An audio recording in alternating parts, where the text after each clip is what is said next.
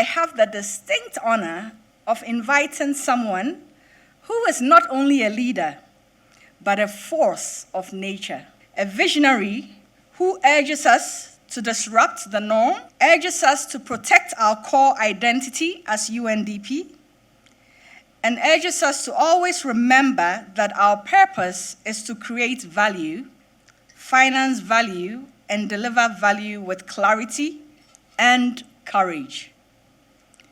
Please join me in welcoming our UNDP Assistant Administrator and Regional Director for Africa, whom we affectionately call Ma Ahunna.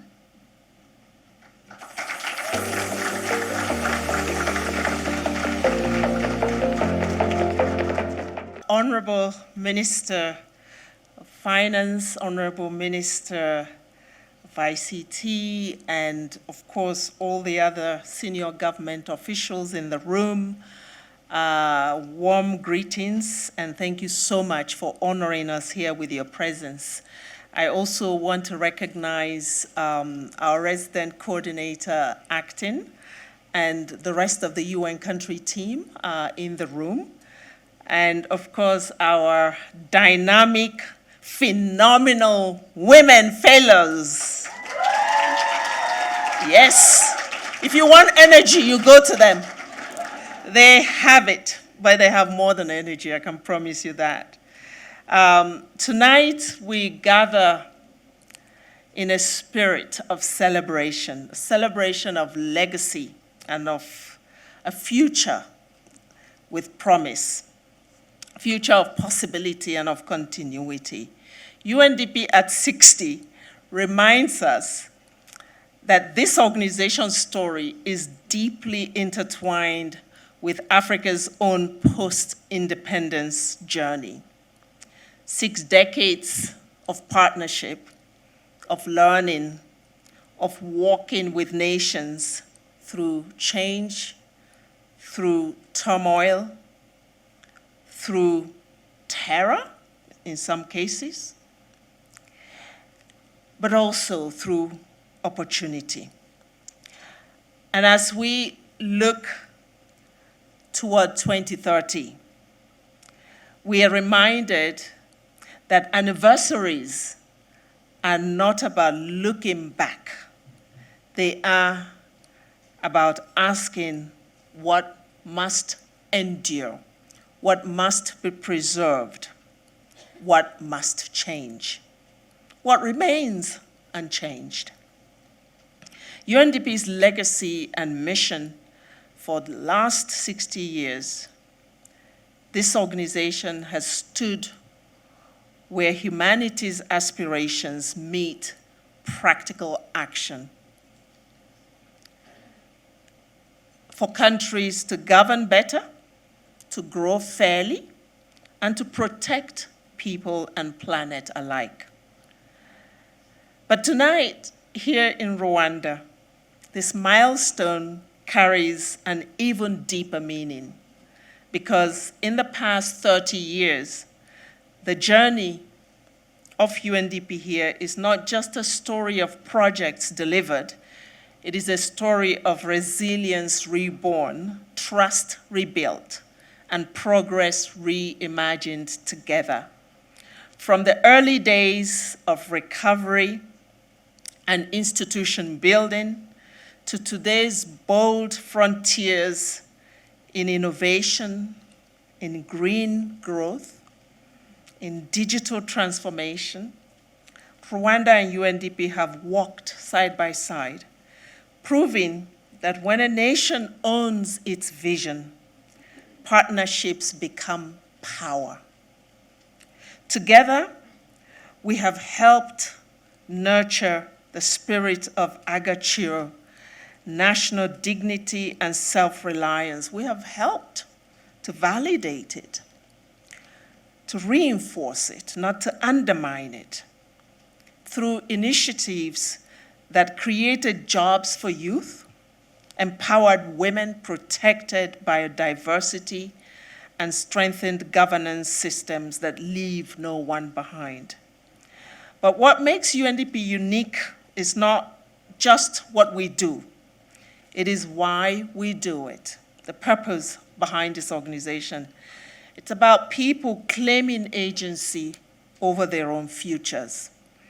The belief that development is connecting legacy to the future. And I think as we think about connecting legacy to the future today, we think about the fellowship and the fellows in the room, that belief lives on tonight, embodied in these remarkable African young women leaders who I'm so proud of, starting their fellowship journey. It's so not a coincidence that you're in the room today, because the next 60 years are in your hands. Each of you represents both a milestone and a promise, proof of how far we've come, and a glimpse of where Africa is headed. The fellowship was born from a simple conviction that Africa's transformation cannot be imagined, designed, or delivered without women at the leadership table.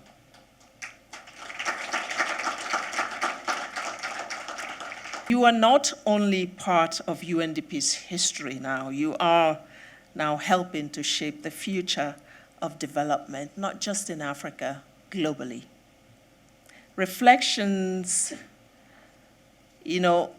on this partnership would lead me to say that this evening also honors the partnerships with UNDP country offices, our foot soldiers on the ground, and this is for you, our country office staff. You are the heartbeat of our institution, the reason that UNDP's story continues to be written in the language of communities, not in reports. Our success at 60 years has never belonged to one office, one leader, or one initiative. It is a collective.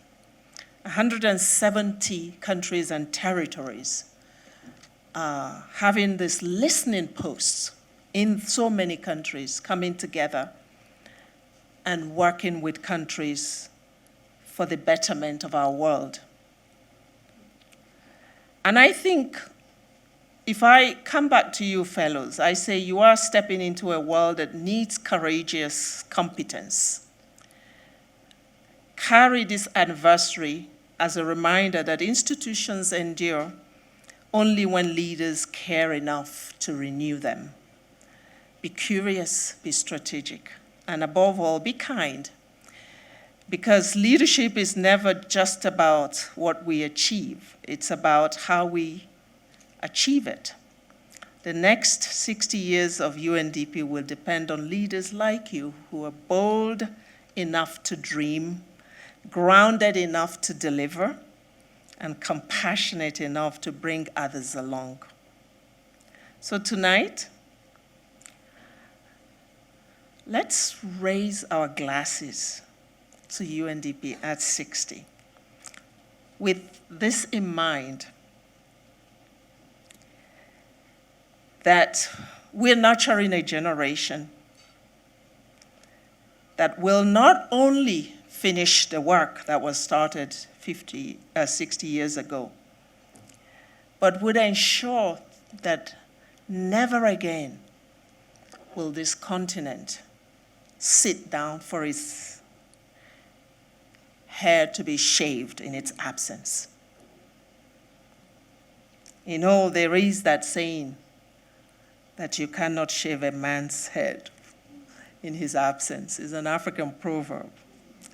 But I think somehow we had some missteps in these 60 years when it came to development on the continent, that often we just imagined Africa's hair and we shaved it without Africa. We had rooms where this continent was discussed without Africa in the room. We need leaders with the courage to ensure that this never happens again. because we will shorten the next decade of development assistance if we insisted on Africa's agency, on Africa being in the room, not just to listen passively, but to actively contribute to decisions about its own future, its own people, its own resources, particularly its natural resources.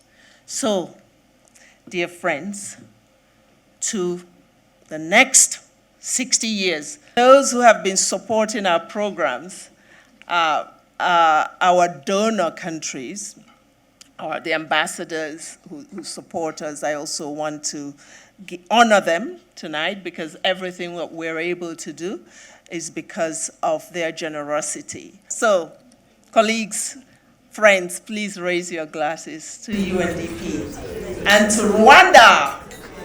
30 years in Rwanda and 60 years in the world.